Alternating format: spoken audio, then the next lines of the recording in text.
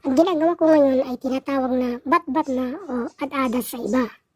Karaniwan itong ginagawa pagkatapos ani ng mais, palay o kahit ng gulay. Ang maganda dito, lahat na makukuha mo, 100% sa'yo. Dahil sa amin lang itong mais ang sabi ko, sige nga, mahapyaw lang tayo. Pero ayun, sinuwerte. May naiwan palang mga mais na nakaligtang isa ko kaya tiba-tibasi ako.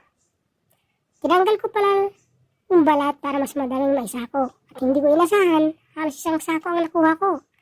Sa tansya ko, mga 30 kilos yan.